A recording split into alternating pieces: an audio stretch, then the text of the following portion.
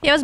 մեկ անգամ բարի լույսի էլի հեռուստադիտողներ առաջին ծրագիրն իր ընթացքի մեջ է եւ շատ հետաքրքիր աշխատանքի մասին ենք խոսելու այս պահին Ջեսահի սպանություն դրախտում վեպը պատմություն է բարու եւ չարի բախման, վախի եւ հուսահատության մեջ հույսի փնտրտուքի մասին։ Իրադարձությունները զարգանում են հետադարձ անդրադարձումներով եւ ամեն քայլափոխին ճշմարտությունը դառնում է ավելի վտանգավոր, քան ցանկացած սուտ։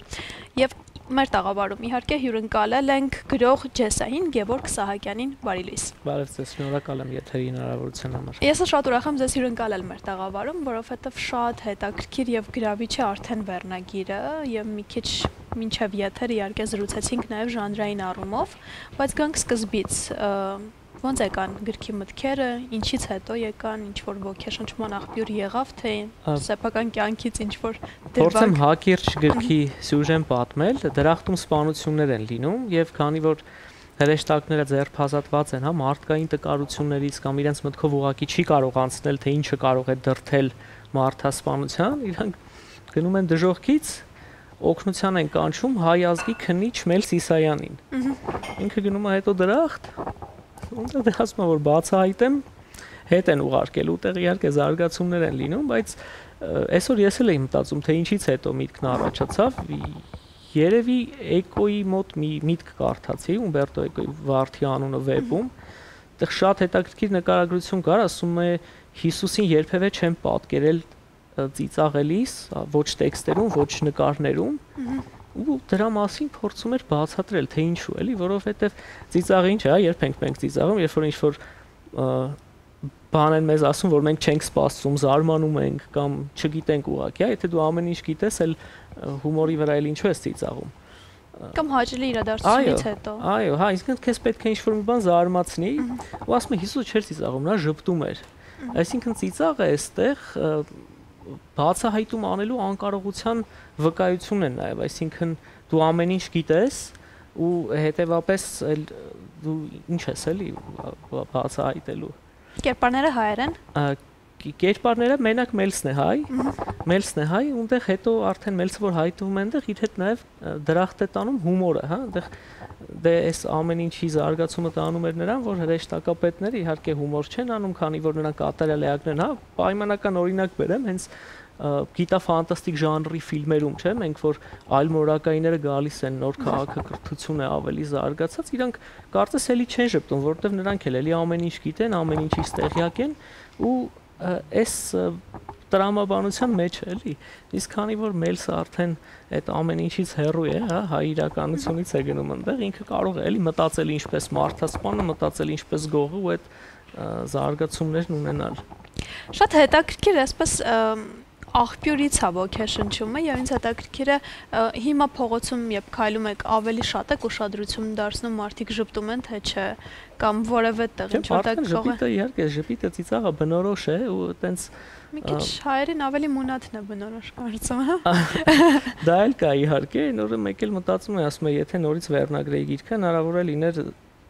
սպանությունն ու հումորը դրախտում որտեվ հենց զարգացումն էլ նրան է գնում որ վերջում արդեն այդ հրեշտակապետներն են հումորներ անում։ Ինքն ինչ-որ փոփոխություն Մելսը իր հետ տարավ էլի։ Ավելի հետաքրքրացավ հիմա ինձ համար գիրքը։ Թե արդեն ինչ զարգացումների կտանի այդ։ Իսկ դրախտը ինչպես եք պատկերացնում եւ ինչպես եք պատկերել գրքում։ Ինչ տեսք ունի ձեզ համար դրախտը։ Դե շատ գործեր եմ իհարկե կարդացել որպես պաշար, որ ինձ օգնեն այդ աշխարհը ստանալու լինի դա Դանթե Ալիգերի աստվածային կատակերգությունը կամ Ջոն Միլթոնի Որուսյալ դրախտը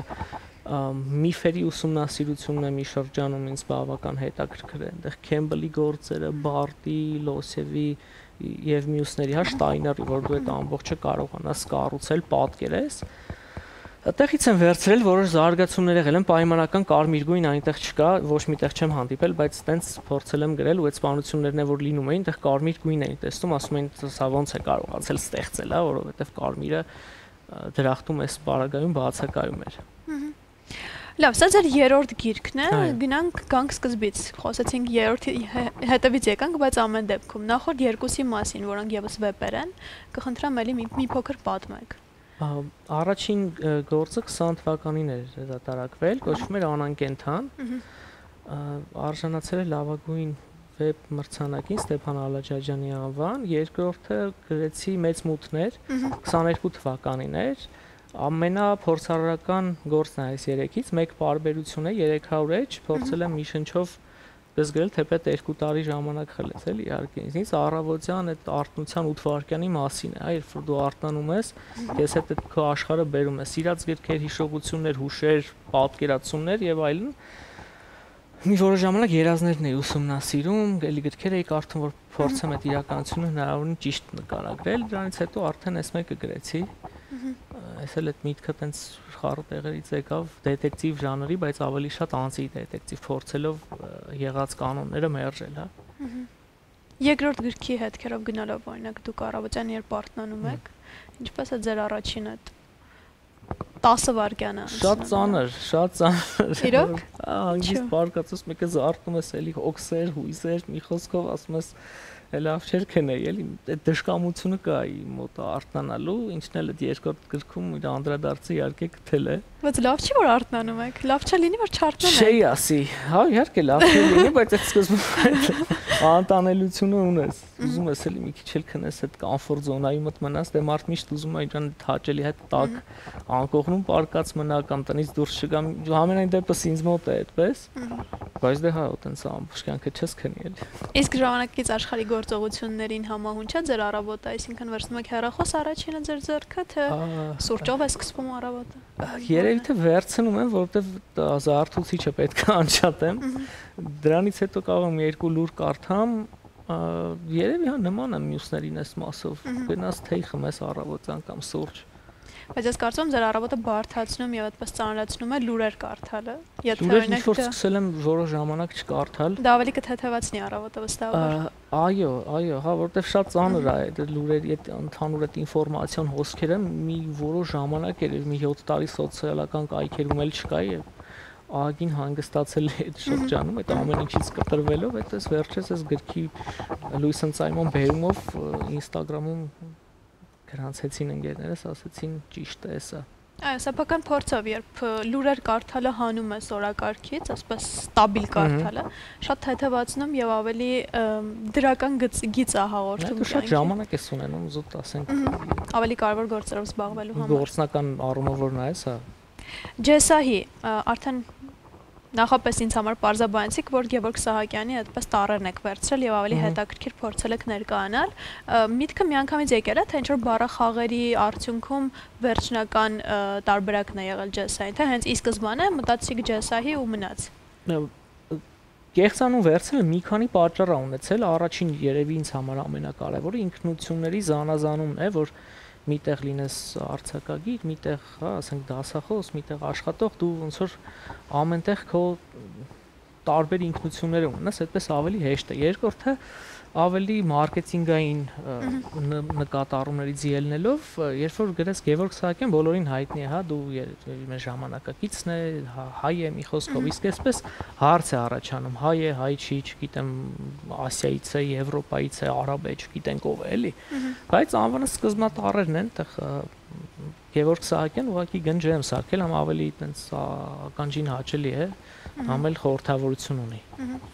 Իմ ամբողջ կյանքի ընթացքում, երբ ես թվարկում էի իմ ուսումնական ուղին, այսպես ասած, ինքն էլ շատ երկար է, ճիշտ է, ձերը մի քիչ իմ ուսումնական ուղուն գերազանցած, ձեր սովորելու տարիները ավելի երկար էին, ինչքան հասցրել եմ ծանոթանալ, բայց ինձ միշտ բոլորը անդադ ասում էին, ինչքան կարելի է սովորել, կամ ինքը չի հոգնածնում, կամ ինչ որ միտեղ ինքը չի ավարտվում, ես մտածում եմ, որ չի ավարտվում, ամեն դեպքում որքան ապրում ենք, այդքան պետք է սովորենք, բայց ձեզ մոտ շատ ավելի տարբեր էին ոլորտները ուսումնասիրության, իմն էլ են տարբեր, բայց երկու տարբերություն կա, էլի մի ուղղությամբ հոգեբանությունն է, մյուս ուղղությամբ բանասիրությունը, հաղորդավարությունը, լրագրությունը, որոնք ավելի փոխկապակցված են։ Ձեզ մոտ շատ ավելի տարբեր են։ Հիմա գանք այս հետաքրքրությունների մասին, ոնց գնացիք, որտեղից ուր գնացիք եւ ամեն դեպքում որն է ամենաշատը ձերը։ Գիտեք, երևի ոնց ինքնություններս եմ ուզեցել բաժանել, այնպես էլ իմացությունը, հմտությունները կամ թեկուզ նոր բան բացահայտելու մղումն է երևի դրթել անընդհատ ինչ-որ նոր մասնագիտության հետևից գնալ, բայց երևի թե ամենակարևորը այդ սովորելու ցանկությունն է, որ հետո հմտություն է դառնում, այսինքն կյանքի մնացած բնակավարներում էլ դու արդեն գիտես ինչպես խնդրին մոտենալ, ինչպես արձագանքել, հա, ինչ ուսումնասիրել, թեկուզ հիմա այստեղ հա դժոխք ու դրախտն է պատկերված, բայց նախընթաց փորձ պետք է ունենաս, պետք է կարդաս, ինչ որ համախմբես ու գրես։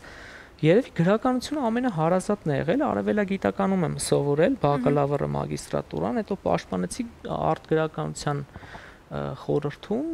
որից հետո ուզեցի ոլորտս փոխեմ, քաղաքագիտություն ընտրեցի ամերիկյան համալսարանի, հետո միգրացիան ինչ-որ մի բան ինձ շատ հետաքրքրեց ու այդ ուսումնասիրելու համար արդեն շարունակեցի դրսում։ Հա, դրսում սոցիոլոգիայի ֆակուլտետում միջազգային միգրացիա եւ հանրային քաղաքականություն, դե հետո ասացի, որ անիմաստ շատ ժամանակ է ծախսում։ Իրականում, բայց էլի շատ կրթության ժամանակ հատկացնելը այդքան իմ գնահատմամբ լավ գործ չէ, ավելի լավ է դու աշխատանքային փորձ կուտակես, հետո ընթացքում տեսնես քեզ որ ոլորտն է հետաքրքրում նոր շարունակես։ Դրսում օրինակ այդ gap year ասվածը կա, դու 1 տարի դադար ես տալի, որ հասկանաս